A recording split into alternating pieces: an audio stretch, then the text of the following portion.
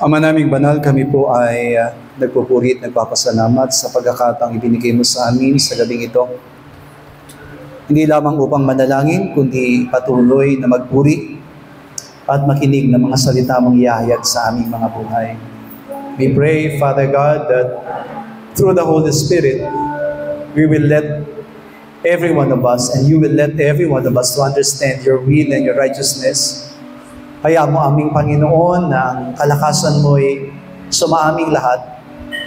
Lumago kami sa aming pananampalataya. At patuloy naming maranasan ng iyong kabutihan at ang katapatan ng iyong mga pangako sa iyong mga salita. Aming Diyos, dalangin po namin na ang aming mga pananampalataya palaguin mo sa pamamagitan ng mga salitang ito. At naniniwala kami mula umpisa hanggang sa matapos, ikaw ang siyang mangungusap. At ikaw, O Diyos, ang lalagay sa aming kalagitnaan.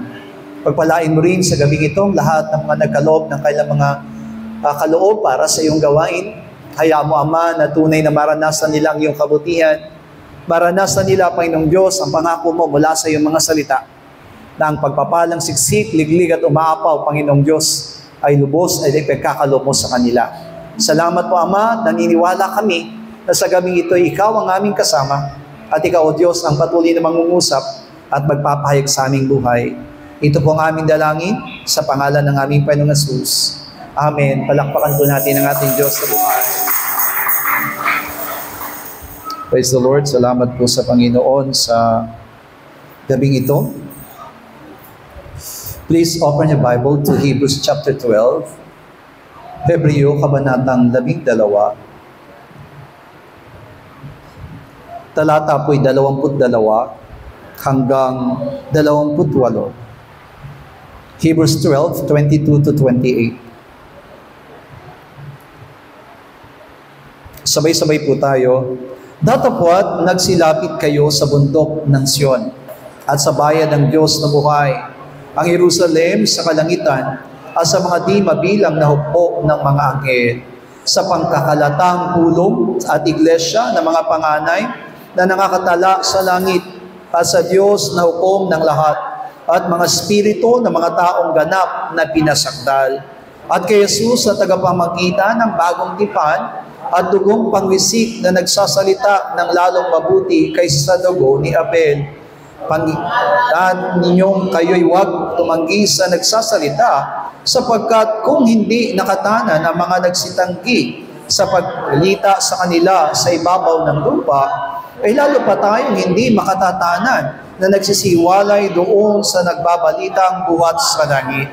Na ang tinig na yaon ay nagpayanig noon ng lupa, tatapat ngayon nangako siya na nagsasabi, minsan pang yayanigin ko, hindi lamang ang lupa, kundi pati ang langit. At itong salita, minsan pa, ay hindi pinagkahuluganan ang pag-alis niyaong mga bagay na niyanig, gaya ng mga bagay na ginawa, upang mamalagi ang mga hindi nayanig. Kaya't pagkatanggap ng isang kahariang hindi magagalaw, ay magkaroon tayo ng biyayang sa pamamagitan nito, ay makapaghahandog tayong may paggalang at katakutan ng paglilingkod na nakalulugod sa Diyos. Amen. Kingdom that cannot be moved.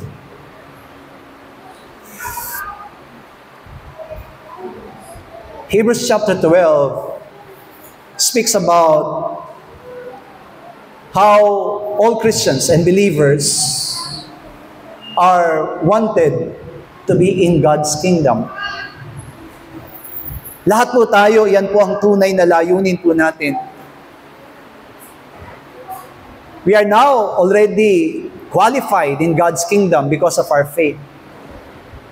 Hindi po tayo mapapasa kaharian ng Diyos because of our good deeds and works.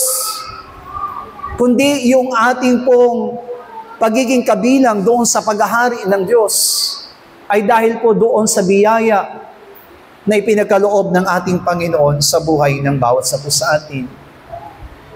Pero alam natin that this kingdom of God na sinasabi po ng salita ng Diyos will once again be shaken. Ang sabi doon ay muling yayanigin at alisin ng Panginoon ang mga bagay na nayayanig at papalitan niya ng mga bagay na hindi nayayanig. Kaya, ibig sabihin po, sabi dito ng ating Panginoon, hinahangad ng ating Diyos ng bawat sa ating mapabilang doon sa mga nasa kaharian ng Diyos na hindi mayayanig. Lahat po tayo nalalaman natin at naunawaan natin mabuti that the kingdom of God, yung sinasabing kaharian ng Diyos, ay hindi na po talaga ito mayayanig. Why? Because it is God's kingdom. Amen? Unang-una, ang Diyos ang nagahari, ang Diyos ang nangunguna. Ito'y pinagaharian ng kanyang kabanalan, pinagaharian ng kanyang katwiran. Amen po ba? At kapag sinabing natin kingdom of God, it not speaks about literal kingdom. Amen. Ang binabanggit pong kingdom of God ay yung kung saan pinagaharian ng katwiran at kalooban ng Diyos. Kaya yun po yung hinahangad ng Panginoon sa buhay ng bawat sa atin. At katulad ng narinig natin, when that time comes, sabi ng Panginoon, darating ang oras na yon, ng lahat ng bagay na nayayanig ay aalisin ng Panginoon. At ato na lang daw matitira, the things that is not shaken. And that is the kingdom of God. Ang tanging matitira lamang po talaga ay yung kaharian ng Diyos, sapagkat alam natin na hindi ito matitinag, hindi ito mawawala, hindi ito maalis. Amen po ba? Even there is the devil who is the enemy of that kingdom. Pero naniniwala tayo, that kingdom of God will not be shaken by the devil. Hindi po ito magagapi o magagalaw ng anumang gawa ng dyablo. When Jesus manifests as man, nung magmanifesto ang Panginoon, when the Word became man and began His ministry, He started to speak about God's kingdom. Di po ba, walang kaalam-alam ang mga tao at that time, even though they believe in the law. Kahit na meron na po silang tinatawag na kautusan ng Panginoon, which is the commandment of the Lord, which is the Word of God that was spoken to Moses. At yun ang pinangahawakan ng lahat ng mga mananampalataya ng Diyos at that time. Pero alam niyo po ba na wala silang kaalam-alam doon sa tinatawag na kingdom of God? Kaya sabi ng Panginoon, lahat ng namumuhay doon sa kautusan ay nananatiling parang bulag. Galatians chapter 4 verse 4, 2 Corinthians chapter 4 verse 4 said, ang sabi po doon, sila'y binulag ng Diyos ng sanlibutan ito. Amen. Kaya nga po, kung titingnan po natin, marami po na nagsasabi tungkol sa kanilang mga pananampalataya and declaring about their faith. Marami po mga tao nagsasabing meron silang pananampalataya. Pero kapag tinanong mo yung kanilang pananampalataya, yung kanilang paglilingkod na ginagawa at ibinibigay sa ating Panginoon, lagi itong nakasalalay doon sa mga pampisikal na bagay lamang. So ibig sabihin, parang yung mga tao doon sa lumang tipan ay katulad din ng mga tao sa kasalukuyan na hindi po nila pinapahalagahan about the kingdom of God. Amen. Na tayo pong lahat nagsusumikap tayo whenever we pray, whenever we serve the Lord, yung pananampalataya, yung lahat ng bagay na ginagawa natin, it is like building the kingdom of God in our lives. Amen? Tayo po yung nagtatayo, itinatayo natin yung kaharian ng Diyos na yon sa buhay ng basat. It's just like a puzzle. Amen? Unti-unti. Wala po sinumang sa atin, walang mananampalataya na kapag naging mananampalataya na matatag na, matibay na. Amen? Minsan dumarating sa pagkakataon, bumabagsak pa rin tayo. Bakit? Dahil dun sa ating mga kahinaan. Bumabagsak tayo, bakit? Sapagkat meron nga pong nagpapabagsak sa atin. Amen. Lalo na, katulad ng sinasabi dito, may mga bagay na nasa atin ngayon, kahit na sinasabi nating pananampalataya, nayayanig pa rin. Alam niyo po ba yung nayayanig? Nasi-shake. Amen. Natitinag pa rin. Amen. Kaya nga diba si Apostol Pablo, hindi niya ipinagmamalaki na siya'y apostol na. Hindi niya ipinagmamalaki na siya'y isang ebanghelista na. Hindi niya ipinagmamalaki na siya'y ginagamit na ng Panginoon. Sabi niya, I discipline myself. Bakit? Sapagkat nangangamba siya na yung kanyang ibinubuo, amen, yung kanyang itinatayo, diba? Mismo ang Panginoong Jesus ang nagsabi sa atin, ang nakikinig ng salita ng Diyos ay parang, ano daw sabi doon? Ang nakikinig ng salita ng Diyos ay parang isang taong nagtatayo ng kanyang bahay. Amen. Sa inyo ba itatayo yung bahay niyo? Sa bato ba o sa buwanginan? No? Ang sabi nga ng Panginoon, kapag daw yung mga nakikinig ng salita ng Diyos at hindi tinutupad ang salita ng Diyos na kanyang napakinggan na tinanggap, ay parang nagtayo ng gusali sa buhanginan. O naitayo naman eh. Alam niyo po ba na kahit itayo mo sa buhangin, naitatayo naman. Ang problema po kapag dumating yung bagyo. Kapag dumating yung unos. Di ba yung mga pananampalataya po natin, lahat ng pananampalataya ng basa sa atin, hindi yan nasusubok kapag walang problema. Nakikita natin yung bahagi, nakikita natin yung kahalagahan, nakikita natin yung katapatan, nakikita natin yung katatagan ng pananampalataya ng basa sa atin kapag may dumarating na bagyo. Kapag may dumarating na unos. Kaya kapag tinatanggihan natin ang unos na dumarating sa ating mga buhay, parang tinatanggihan mo yung pagtuturo ng Panginoon at kung paanong pinapakita ng Panginoong Diyos na kung gaano na yung pananampalataya na meron ng baso sa atin. That's why the Lord Jesus Christ, sometimes, di po ba, nakasama niya ang kanyang mga alagad, sinasabi niya, bakit kayo nag-alinlangan? Nasaan ang inyong pananampalataya? Yan ang mga word na sinabi ng Panginoon, kay liit ng inyong pananampalataya, bakit kayo nag-alinlangan? Amen. Kasi di ba, buong akala ng mga Kristiyano, buong akala na ng mga alagad ng Panginoon, they already have faith. Meron na silang pananampalataya. Kasama nga nila ang Panginoon eh. Amen? At naniniwala tayo sa basa sa atin, physically man, hindi natin nakikita ang Panginoong Yesus, pero naniniwala tayo sa pamagitan ng kanyang salita, kasama natin ang Panginoon. Amen? Naniniwala po ba kayong kasama natin ang Panginoon? Pero kahit nakasama natin ng Panginoon, minsan nayayanig tayo. We are not all Superman. Amen. Kahit po ang lingkod ng Panginoon, minsan nayayanig. Pero kapag sinabi pong nayayanig, hindi ibig sabihin to na ibabagsak na po tayo. Amen. Nayayanig tayo, nasa atin lamang kung pananatilihin ba nating matatag at matibay yon o hahayaan na nating masira. Amen. Di ba may maganyang mga tao, they lose already their hope. Amen. Yung mga tao po, kaya hangang-hanga yung ibang mga bansa sa Pilipinas eh. Kasi kahit na nakakaranas daw ng problema ang Pilipinas, nakatawa pa rin. Amen. Kahit na nasusunugan, nakatawa pa rin. Binagyo na, amen po ba, nilindol na, pero pag binabalita pa, makikita yung mga tao, nakasmile pa rin. Amen po ba? Yung parang walang nangyari. Sana ganyan din sa spiritual po natin.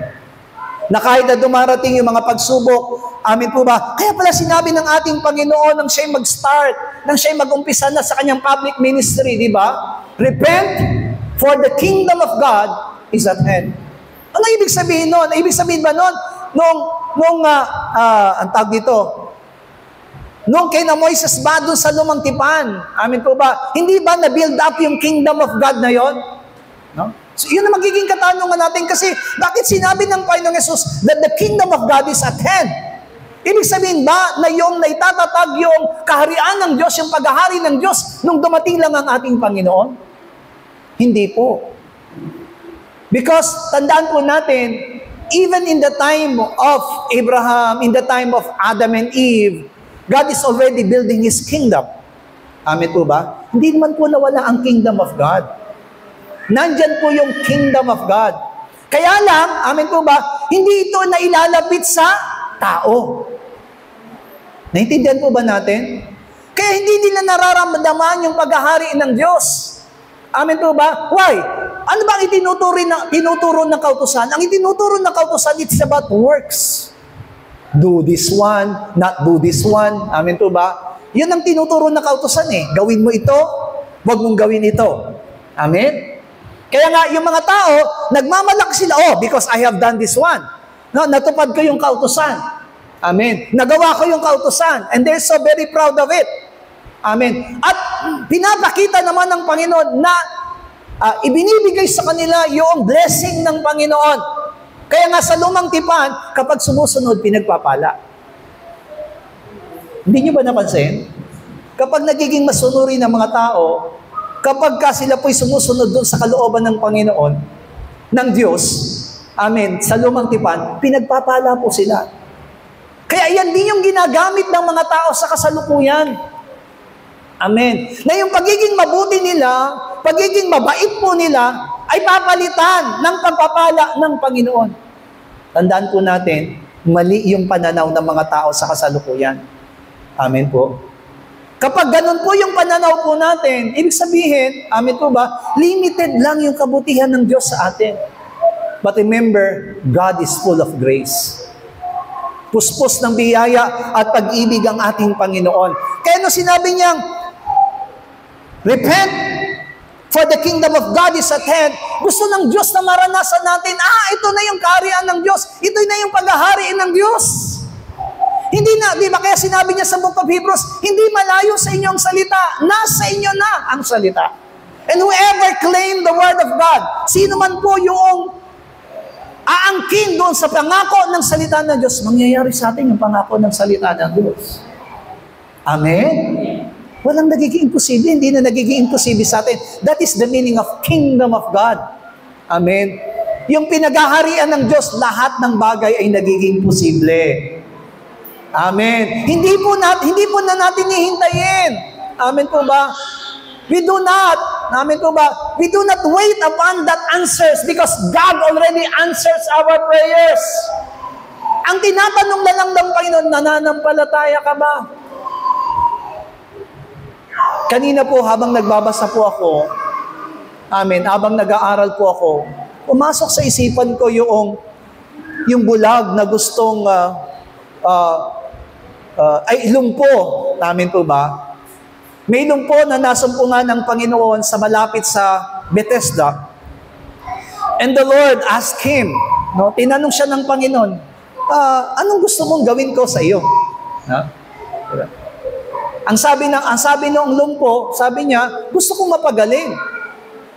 Sabi niya, ang problema, sabi niya, bago ako makalusong sa swimming pool, kasi doon po kasi sa templo ng Jerusalem, meron tinatawag na swimming pool ng Siloe. Amen po ba?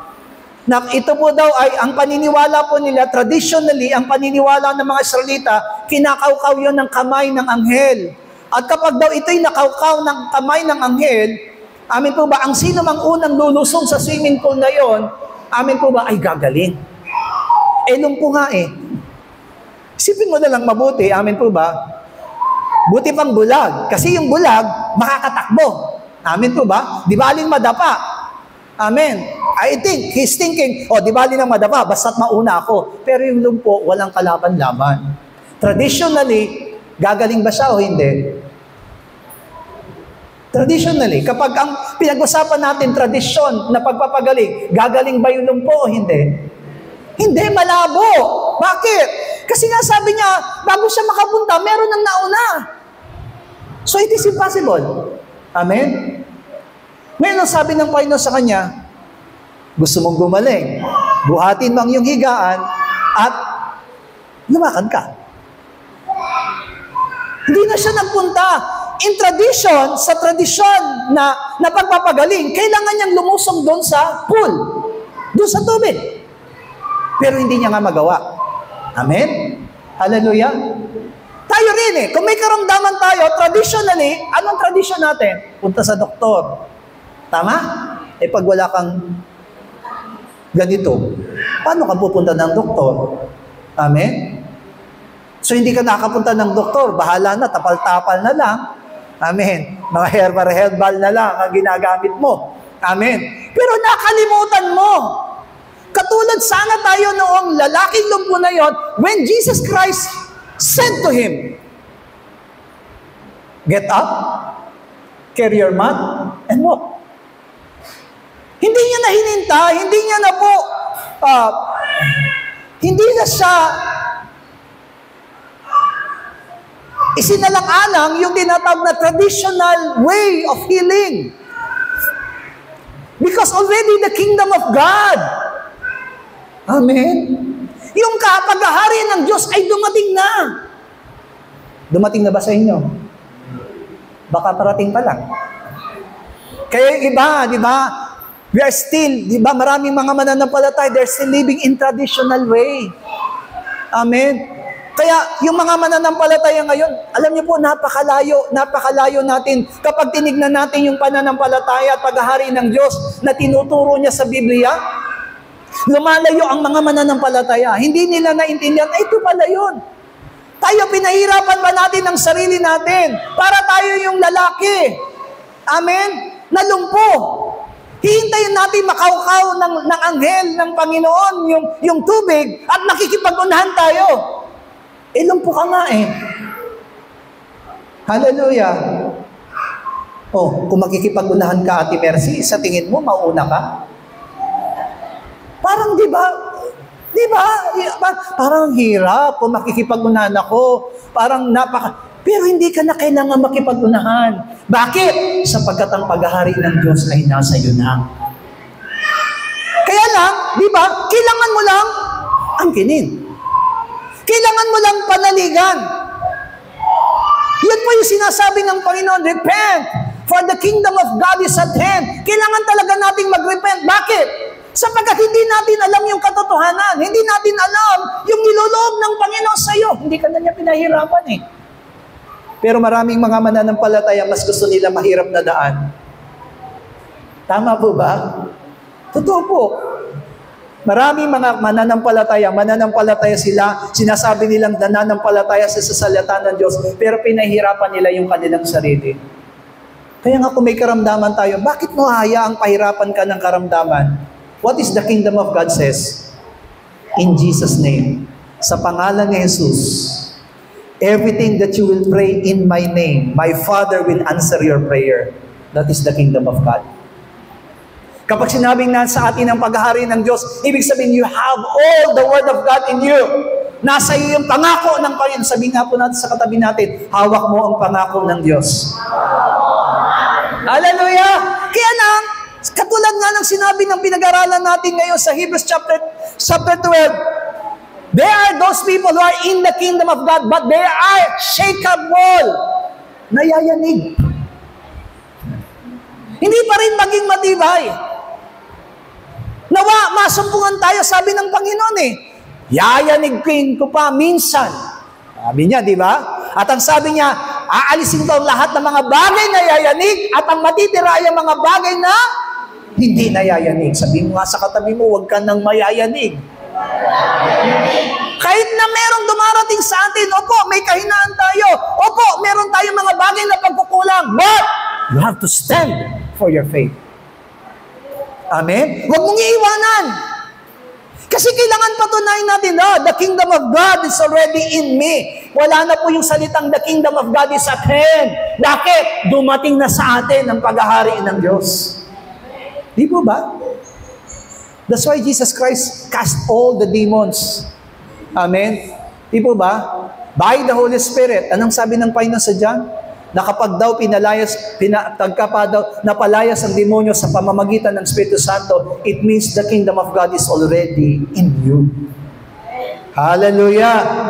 Amen! Papayag po ba kayong mayanig pa kayo? Father's purpose, ang sabi doon, ang layunin ng Panginoon, amen po ba, is for Him, for Jesus Christ to declare that kingdom. Nung dumating ang ating Panginoon Jesus, wala siyang ibang ipinapaliwanag sa atin kundi sa kaharian. Di po ba maraming hindi nakakaunawa? Kahit si Pilato, sinabi niya, where is your kingdom?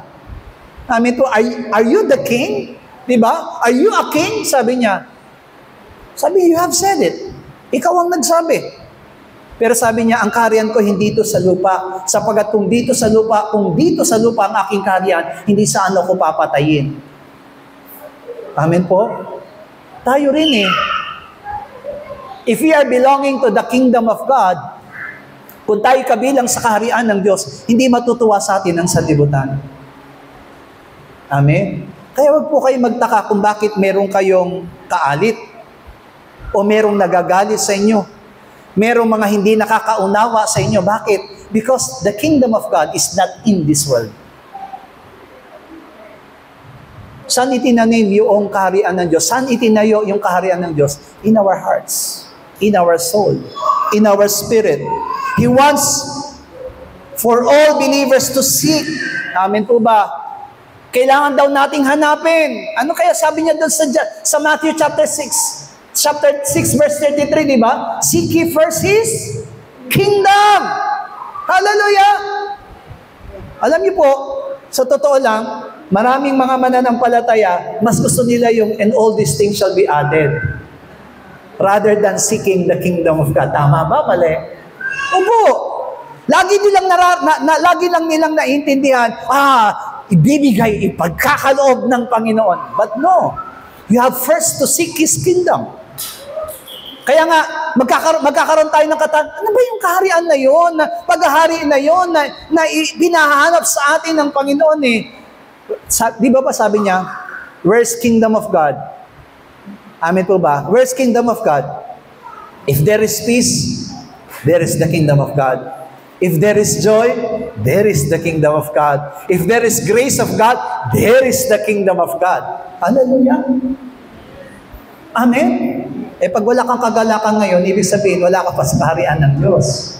Wala pa sa iyong paghahari ng Diyos. Amen. Wala kang kagalakan ngayon. Kung hindi mo nararamdaman ng peace, amen, di fish peace, kapayapaan. Hallelujah. Di ba ang ating Panginoon, di ba, dumanas siya ng mga unos nung siya po'y naging tao. Pero nakaranas mo ba siya ng bagabag?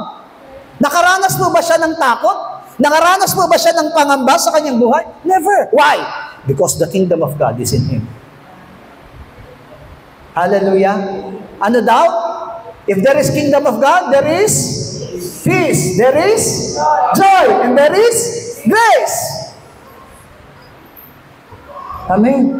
Kaya yung paghahari na yun ng Diyos, kung nasa atin po, hindi tayo mahirapan. Kaya yun ang nilalayo ng Diyos sa atin, seek the kingdom. Hallelujah. Hindi po paparating ang kingdom. Already, the kingdom of God is already in us. Amen? Simula nang dumating ang ating Panginoong Hesus, dumating na rin ang paghahari ng Diyos.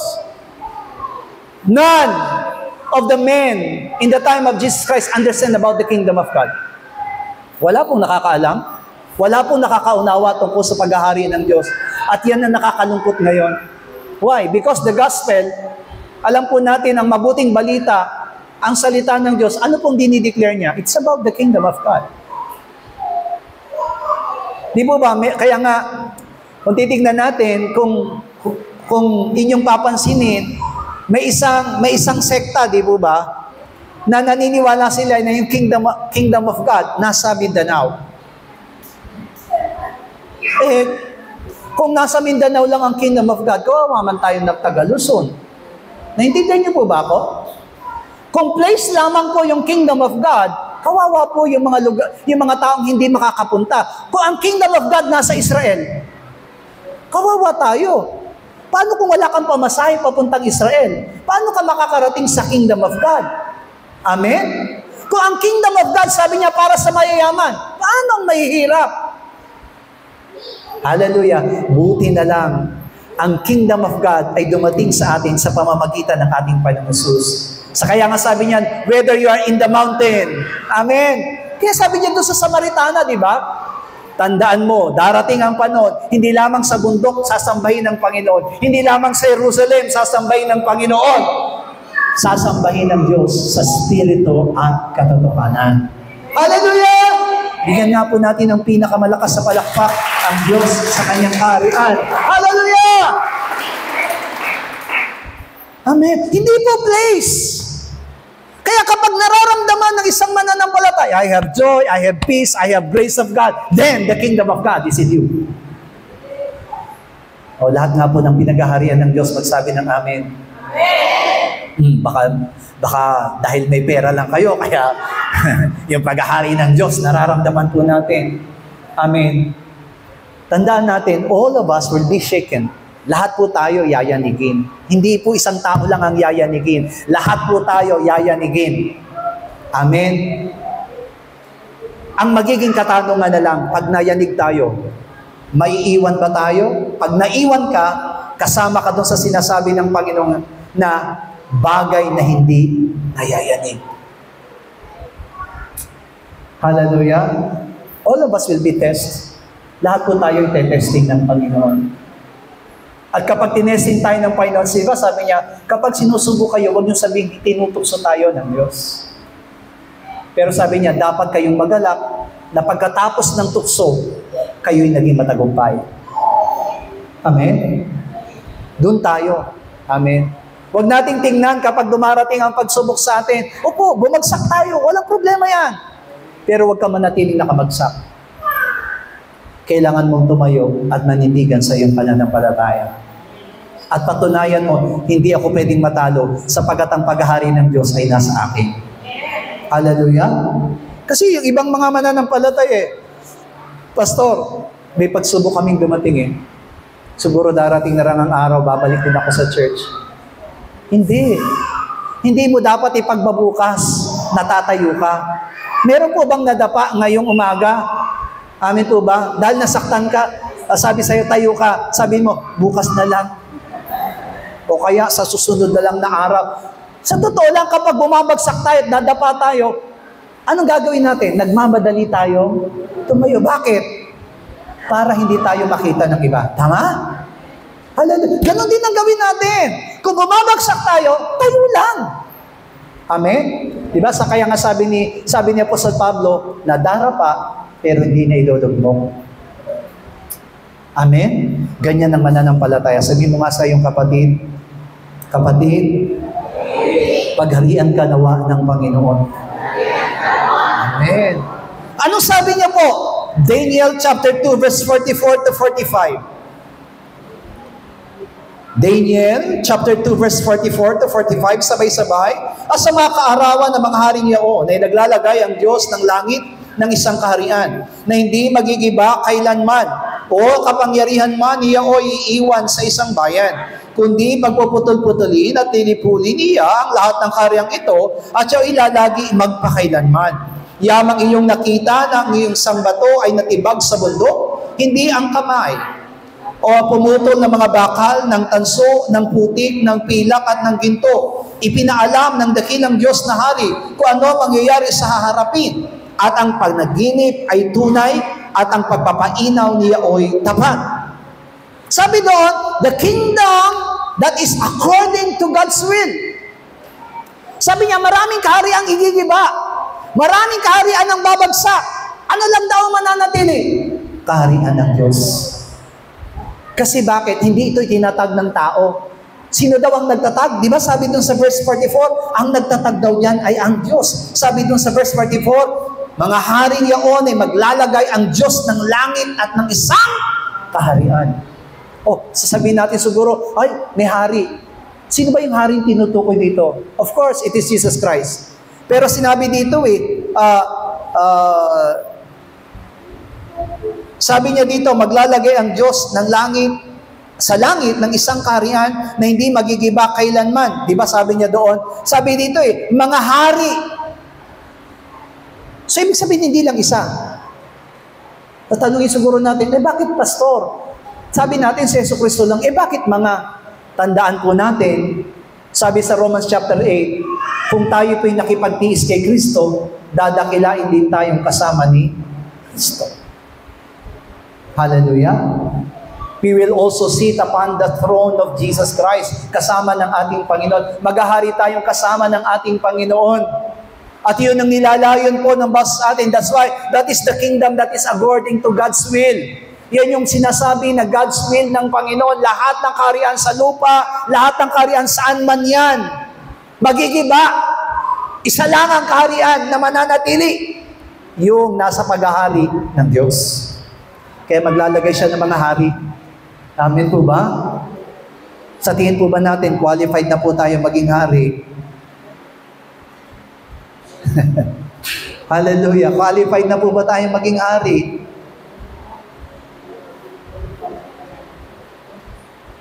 Sabi ng mga Kapampangan, ari ng mga ari.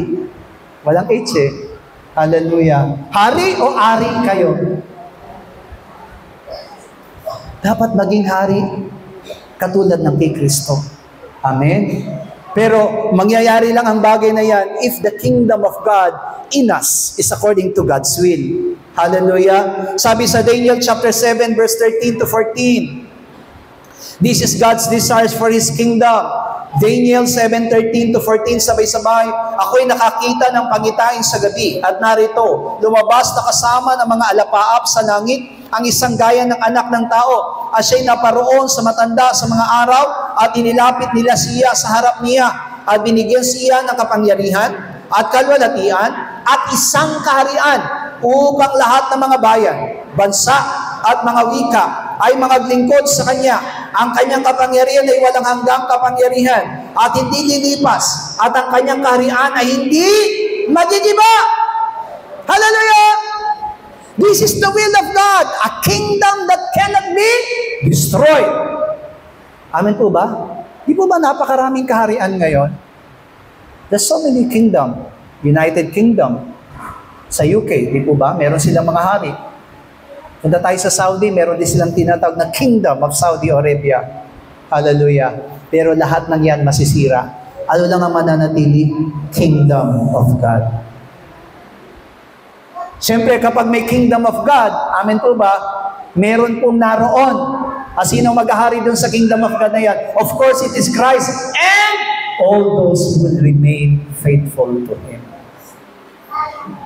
Amen. Yun ang hinahangad ng Panginoon. Kaya sabi ko, Lord, salamat. Maaring nayayanig pa kami ngayon, pero nawa pagdating mo at ang oras ng sinasabi mong minsan mo pang yayanigin, madatnan mo kami na hindi na kami nayayanig. Hallelujah. So, kingdom that cannot be destroyed. Tandaan po natin, yan yung nilalayo ng Panginoon na maranasan natin. Kingdom that cannot be destroyed. Tandaan natin, kingdom was promised after Jesus was ascended. Amen po ba? Nung maiakyat na sa langit ang ating Panginoon, yan ang ipinangako ng Panginoon. Matthew chapter 3, verse 1 up to 3. Mateo, kabanatang 1, 3, talatang 1 hanggang 3. At ang mga araw na iyon ay dumating si Juan Bautista na nangangaral sa ilang ng Judea na nagsasabi, Mangagsisi kayo sapagkat malapit na ang kaharian ng langit, sapagkat ito yaong sinalita sa pamamagitan ng mga propeta Isaias na nagsasabi, ang tinig ng isang sumisigaw sa ilang, ihanda ninyo ang daan ng Panginoon, tuwirin ninyo ang kanyang mga landas. From the time of Isaias na pala, amin po ba? Mula doon sa time ni Isaias, meron ng prophecy about God's kingdom. Pero bago dumating daw yung God's kingdom, ang sabi niya doon, kailangan mo nang tuwirin yung mga daan. Amin po ba? Ihanda ang mga daan ng Panginoon at tuwirin ang kanyang mga landas. And this is what this is what God desires for every one of us. Na bago dumating at manatili yung kingdom na yon, kailangan maging matuwid. Kailangan maging patag. Kailangan, amen po ba, alisin yung mga bagay na bako-bako. Amen. We are not perfect. Hindi po tayo perfecto. None of us are perfect. But, what God wants to us, kung gusto mo talagang pagharian o kung paghahari ng Diyos ay dumating sa atin, sabi doon, tuwirin ninyo ang aking mga landas. Kung ano man ang mga bagay na bako-bako at liku-liko, kailangang maalis. Matthew chapter 4 verse 17, mula noon ay nagpasimulang nangaral si Jesus at nagsabi, magsisi kayo sapagkat malapit na ang kaharian ng langit. Kaya pala sinabi ng ating Panginoon at that time, repent. Hallelujah, repent. Amen. Kaya ngayon, what is God's commands to believers? Ano yung command ng Panginoon about this kingdom sa mga mananampalataya? Matthew chapter 10, verse 5 up to 7. Mateo, kabanatang 10, talatang 5 hanggang 7, sabay-sabay. Ang 12 ito'y sinugo ni Jesus at sila'y pinagbilinan na sinasabi, huwag kayong magsitungo sa alinmang mga daan ng mga hintil at huwag kayong magsipasok sa alinmang bayan ng mga taga-Samaria, kundi bagkus magsibaroon kayo sa mga tupang nangagwaglit sa bahay ni Israel. Samantalang kayo'y naglalakad, ay magsipangaral kayo na magsabi, ang kaharian ng langit ay malapit na. So, it was commanded to the prophets, it was commanded to John the Baptist, amen po ba? And then, it was commanded to the Son of God, Jesus Christ, nang siya po'y pumarito. Now, it was commanded to all believers. Lahat nga naman nananampalataya, magsabi ng amen. Tayo ngayon ang inutusan ng Panginoon to spread that news that the kingdom of God must be built up. Kaya masasabi natin, saan nag-uumpisa ngayon ang pagtatayo ng kaharian ng Diyos? Sa ating mga mananampalataya.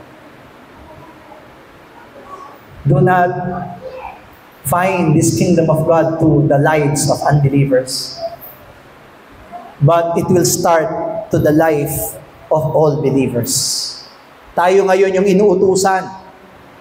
Amen? Na kapag tayo yung mahayo, the most important thing that we need to declare and to proclaim to all unbelievers is the kingdom of God. Kasi di ba, ang pinaka-purpose natin bakit nangangaral tayo ng salita ng Diyos, to let these people to enter to God's kingdom. Kasi yan din ang nangyari sa atin. Lahat naman tayo, hindi tayo kabilang sa kapinaghaharian ng Diyos dati. Amen? Sinabi po ni Pablo, di ba? Lahat tayo'y patay dahil sa ating pagsalangsang. Lahat tayo ibinibilang na makasalanan dahil doon sa ating mga bagay na nagawa. Pero, binuhay tayong muli. Binago tayo sa pamamagitan ng salita ni Kristo. Amen po ba? Paano tayong nabago sa pamamagitan ng salita ni Kristo? By building His kingdom to us. Amen? Hallelujah. Alam niyo po, yung paghahari ng Diyos sa atin, sinisira ng diablo yan, unti-unti. Especially now, in the last days, ngayon sa huling araw, unti-unti niyang gustong sirain ang paghahari ng Diyos sa ating mga buhay. Bakit? Ang layunin niya ay alisin ang mga mananampalataya. Amen. Sa pananampalataya, sa paglilingkod, sa tunay na paghahari ng Diyos. Hallelujah. It means, kung ito po yung ikinukommand ng Panginoon sa mga believers, this is our work, this is our ministry. Kaya nga po, ibig sabihin nito, we need to work as needed. Ito yung kailangang trabahuhin ng bawat sa atin. We need to know the standard of God's kingdom. Ano ba yung standard? Ano ba yung ninanais ng Panginoon? Sabi dito, paano ba itatayo yung kingdom na yon? Amen po ba? Number 1, sabi doon, kingdom must be spiritual. Hallelujah. Kaya nga diba sabi ko sa inyo, it is not literal. Amen. It is not about building. It is not about place. Amen po ba? Kingdom must be spiritual. Tingnan niyo po, John chapter 18 verse 36. Sumagot si Jesus, ang kaharian ko ay hindi sa sanlibutan ito. Kung ang kaharian ko ay sa sanlibutan ito, ang aking alipin nga ay magkikipagbaka upang ako'y huwag maibigay sa mga Hudyo. Ngunit ngayon, aking kaharian na hindi rito. Diba? Kaya diba sabi ko sa inyo, this kingdom must be spiritual. Romans chapter 14 verse 17, sapagkat ang kaharian ng Diyos ay hindi pagkain at pag-inom, kundi ang katwiran at ang kapayapaan at ang kagalakan sa Espiritu Santo. Hallelujah. Kaya di ba sabi ko sa inyo, once the kingdom of God is in you, there is peace, there is joy, and there is grace. Hallelujah. So kailangan daw sabi doon, yung spiritual kingdom, pinagaharian ng katwiran ng Diyos, pinagaharian ng kapayapaan ng Panginoon, pinagaharian ng kagalakan ng Espiritu Santo.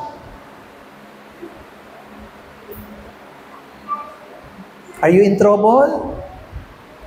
Are you in the time of problems? Let the joy of the Holy Spirit be upon us.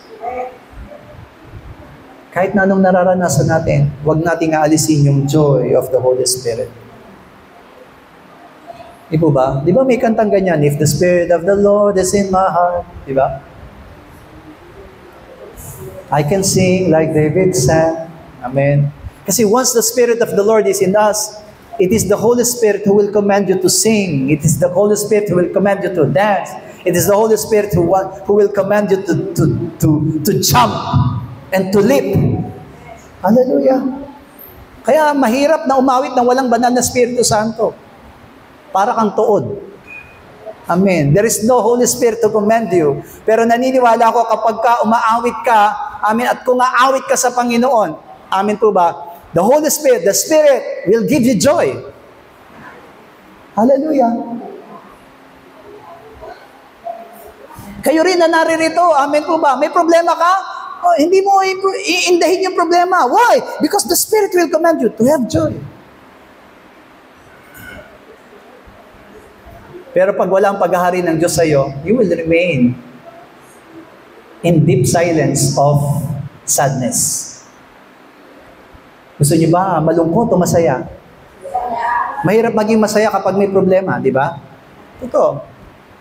Mahirap maging masaya kung may mga pinagdaraanan. But if the Spirit of the Lord is in you, there is joy. Gusto niyo ba yon? Gusto niyo ba yon? Hindi mapupunta sa atin yun. If the kingdom of God is not in us, there is no joy. Hallelujah. Kaya kapag nakita ka pa lang ng kapatid, malayo ka pa, tingnan mo yung kapatid natin, ang bigat. Pasan niya ang daigdig. Pasan niya ang mundo. Amen. Kitang-kita, nababanaag mo na. Pero kapag nakita mo yung kapatid, wow, si kapatiran parang tumama sa jackpot. Amen po ba? Malayo pa lang, masaya na siya. Why? Because there is joy. Pero nung nagkwento na siya, ang dami pala niyang problemang pinagdaraanan. Amen? Pero makikita mo sa kanya kagalakan.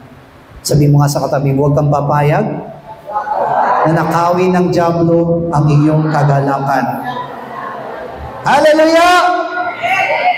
Anong mensahe ng kaharian ng Diyos? Amen po ba? Romans chapter 1 verse 16 to 17. Sapagkat hindi ko ikinakahiya ang ebanghelyo, sapagkat siyang kapangyarihan ng Diyos sa ikaliligtas ng bawat sumasampalataya, unay sa Hudyo, at gayon din sa mga Grego. 17. Sapagkat dito ang katwiran ng Diyos ay nahayag mula sa pananampalataya hanggang sa pananampalataya, gaya ng nasusulat. Ngunit ang ganap ay mabubuhay sa pamamagitan ng pananampalataya. The message of the kingdom of God is righteousness. Amen? Katuwiran ng Diyos. Malungkot nga ako eh. Hindi. Ang katuwiran ng Diyos, maging masaya ka. Amen? May problema nga ako. Hindi. Ang katuwiran ng Diyos, pumanatag ka. Be at peace. Hallelujah. Mahirap kontrahin ang salita ng Diyos eh. Sabi ng Panginoon, huwag kayong mabagabag. Huwag kayong mabalisa. Di ba? Yan sinabi ng Panginoon sa atin. Wala po siyang sinabi sa atin katulad ng command sa lumang tipan. Ang sinasabi lang sa atin, may kalungkutan ka ba? Sabi niya, huwag kang malungkot. May problema ka ba? Huwag kang mabagabag. Amen? That is the kingdom of God. Tandaan mo, sa lumang tipan, bawal lumapit sa hari ang nakasimangot. Totoo po, papatayin ka. Kaya nga nangamba si Esther at saka si Nehemiah eh. Bakit? Ang trabaho nila, si Nehemiah, ang trabaho niya talaga ay pagsilbihan ng hari. Pero kapag, okay po, yung mga nakaranas dito na nagkatulong, amen. Nagkatulong hindi po nangatulong. Nagkatulong. Bawa, nagkaroon kayo ng kasambahay. Masasiyahan ka ba kung ang kasambahay mo pinagsisilbihan ka na nakasimangot at malungkot? Di ba parang hindi? Amen?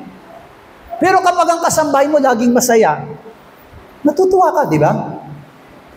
Kahit anong hirap na pinagdaraanan ng kasambahay mo, masaya siya. Ganyan tayo sa Panginoon. Pag lumapit tayo sa Kanya, dapat may kagalakan.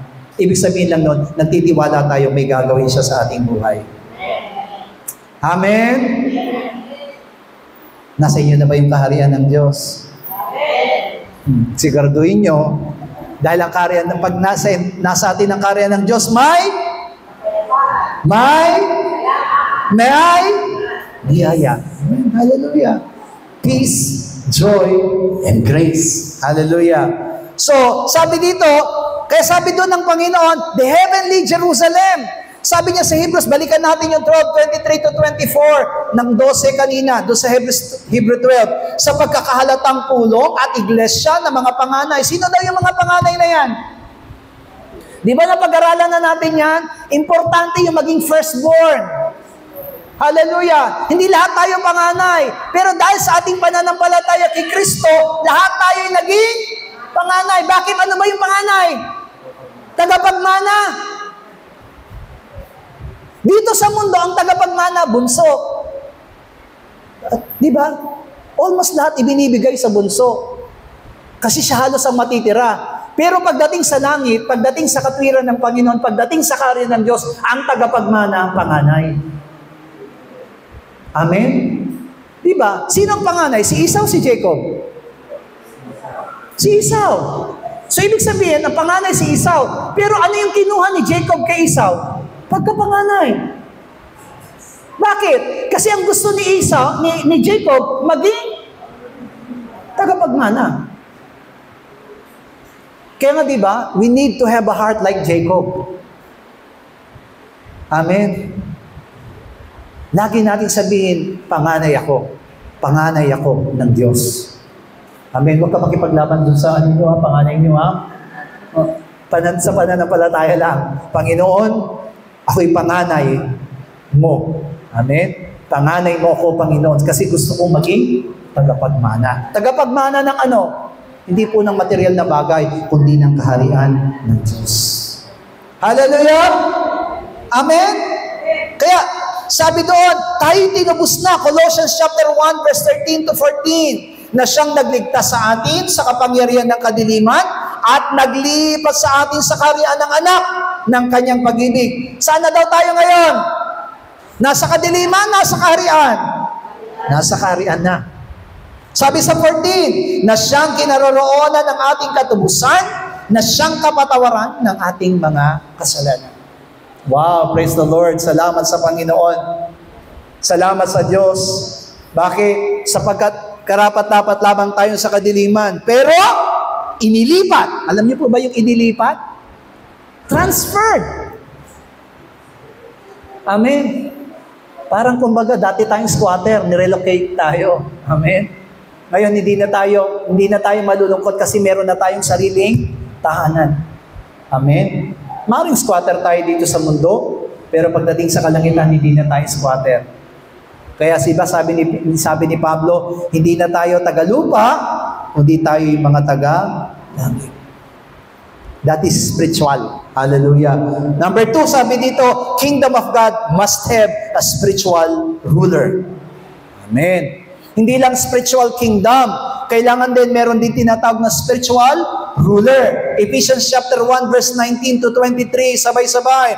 At kung ano ang dakilang kalakhan ng kanyang kapangyarihan sa ating nagsisampalataya, ay ayon sa gawa ng kapangyarihan ng kanyang lakas na kanyang ginawa kay Kristo, nang ito'y kanyang buhayin maguli sa mga patay at pinaupo sa kanyang kanan sa kalangitan, sa kaibabawan ng lahat ng mga pamunuan at kapamahalaan at kapangyarihan at pagsakop at sa bawat pangalan ay pinangungusap, hindi lamang sa sanlibutan ito, kundi naman sa darating. At ang lahat ng mga bagay ay pinasuko niya sa ilalim ng kanyang mga paa at siyang pinagkaloobang maging pangulo ng lahat ng mga bagay sa iglesia na siyang katawan niya. Sa kapuspusan niya ang pumupuspos ng lahat sa lahat.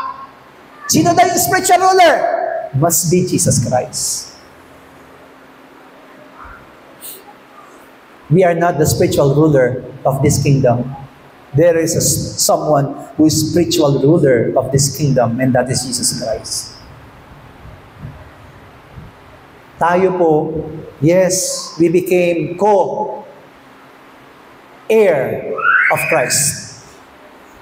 Pag sinabing co-heir, ibig sabihin po noon, kasamang tagapagmana. Pero ang tunay lamang na tagapagmana ay si Kristo. Amen po ba? Kaya, we need to be humble. We need to submit ourselves before Christ. Kailangan maranasan natin, mga minamahal ko sa buhay natin, kung paano magpapakumbaba at kung paano magpapasakop sa ating spiritual ruler. Sino daw yung spiritual ruler natin?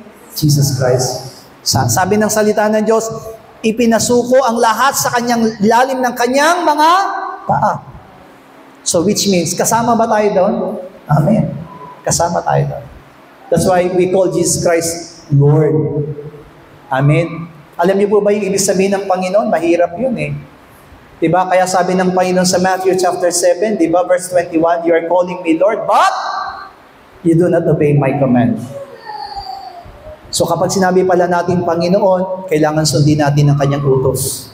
Kasi yung pagsasalita ng Panginoon ay katumbas nito pagsunod. Amen? Pag sinabi mo palang Panginoon, ang ibig sabihin pala niyan, susunod ako. Ano na ibig sabihin ng salitang Panginoon? Susunod ako. Kaya hindi mo pwedeng sabihin Panginoong Jesus kung wala kang balak sumunod. Pero kung talagang gusto mong sumunod sa Panginoon, may karapatan kang magsalita sa Kanya at magsabi sa Kanya ng Panginoon. Kaya sabi ng Panginoon, come on earth. Amen po ba? Dumating ka nawa, Panginoon. Sa buhay ng basa sa atin ngayon na naririto, na nakinig ng salita ng Diyos about God's kingdom. Sabi ng Panginoon sa binasa natin talata, darating ang araw at minsan pang yayanigin ko. Amen. Sino yung minsan pang yayanigin? Tayo lahat. Hindi lang isa, kundi lahat tayo. Kung sinasabi ng lahat na mananampalataya na pinaghaharian na sila ng Panginoon, kasama sila sa yayanigin. Amen po ba? Hindi tayo yayanigin para alisin tayo ng Panginoon. Pero yayanigin tayo para alisin ang mga hindi. Amen po ba? Mga nayayanig. At ang matira sa atin ay ang mga bagay na hindi nayayanig. Pero that kingdom must not be moved. Amen po ba? Not be shaken and not be moved. Huwag natin hayaang mayanig. Huwag natin hayaan na mawala yung paghahari ng Diyos sa ating mga buhay. Amen po ba? Sabihin nga natin, oh my soul, let the kingdom of God be yours. Oh my soul, let the kingdom of God be yours. Oh my soul, let the kingdom of God be yours. Oh my soul, let the kingdom of God be yours. Oh my soul, overcome at tayo po'y sama-sama manalangin ng paghahari ng Diyos ay manatili sa atin hanggang sa muling pagparito ng ating Panginoong Jesus. Oh my soul, overcome. Oh my soul, overcome. And oh my soul, overcome. Ama naming Diyos, nagpapasalamat po kami sa gabing ito, Panginoon, sapagkat niloob mo na ang karyang iyon ay dumating sa buhay ng bawat po sa amin, Panginoong God. Hindi man kami karapat-dapat sapagkat kami muli galing sa kadiliman, pero inilipat mo kami sa iyong kaharian. Salamat sa karyang iyon, Panginoong Diyos, na ibinanin mo sa aming puso at isipan. Hayaan mo maging matuwid at patuloy namin linisin ang iyong daraanan, Panginoong Diyos, upang kami maging marapat na pagharian ng iyong mga salita, pagharian ng iyong kalooban. At hayaan mo aming Diyos na maranasan namin ang kapayapaan, maranasan namin ang kagalakan, maranasan namin ang biyaya habang ang kaharian mo, Panginoong Diyos, ay nasa amin, Panginoong God. Huwag mo nga hayaan, Panginoong God, na magkaroon kami ng pangamba. Huwag mo hayaan magkaroon kami ng kabalisahan. Huwag mo hayaan magkaroon kami, Panginoong Diyos, ng mga bagay na bagabag o gumugulo sa aming puso at isipan, bagkos ang kapanatagan at kagalakan ay manatili sa aming mga buhay. Ingatan mo kami, Panginoong Diyos, sapagkat ikaw lamang ang aming pinapanaligan. Ingatan mo ang kaharian mo ito na hindi mayanig, Panginoong Diyos. Mayanig man ito, Panginoong Diyos, ay manatili kami matatag, manatili kami matibay, manatili kami, aming Diyos, na pinagawa ang lahat ng bagay na niloloto para sa amin. Use us to spread this kingdom. Use us to preach this kingdom. Use us, O Lord God, to declare and renounce this kingdom. Father God, sa buhay ng basa mo sa amin. At naniniwala kami, Panginoong Diyos, na ang aming mga puso ay ingatan mo. At ikaw lamang, O Diyos, ang tunay na maghahari at gagawa sa buhay ng basa mo sa amin. Huwag mo kaming mababayaan, Panginoon, na yung mga anak. Hayaan mo manatili ang kalooban mo at naisin mo, Panginoon, para sa aming mga buhay. Ingatan mo kami, Panginoong Diyos, at huwag mo hayaan, Panginoon, na nakatulong kami sa mga material, sa mga literal, Panginoong Diyos, na mga bagay na pagpapala, kundi ang pagpapalang ito na higit ang paghahari mo, Diyos, ay sa amin, Panginoong God. Naniniwala kami, Panginoong Diyos, na anumang darating sa aming mga buhay, mananatili ang kagalakan, mananatili ang kapayapaan, mananatili ang biyaya mo sa buhay ng bawat isa. At ikaw lamang, O Diyos, ang lubos naming paglilingkuran at pagpupurihan at pasasalamatan sa aming mga buhay. Salamat po, Panginoong God, sa iyong katapatan. Salamat po sa mga bagay na ginagawa mo para sa aming mga buhay. All together, Lord's Prayer.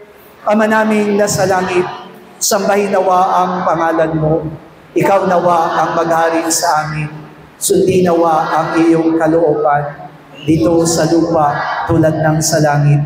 Bigyan mo po kami ng pagkain kailangan namin sa araw na ito at patawarin mo po kami sa aming mga kasalanan tulad ng aming pagpapatawad sa mga nagkakasala sa amin, at huwag mo kaming iharap sa may na pagsubok, kundi ilayo mo po kami sa masama, sapagkat iyo ang kaharian, at ang kapangyarihan, at ang kapurihan, magpakailanman. Amen. God bless you all po. See you on Lord's Day.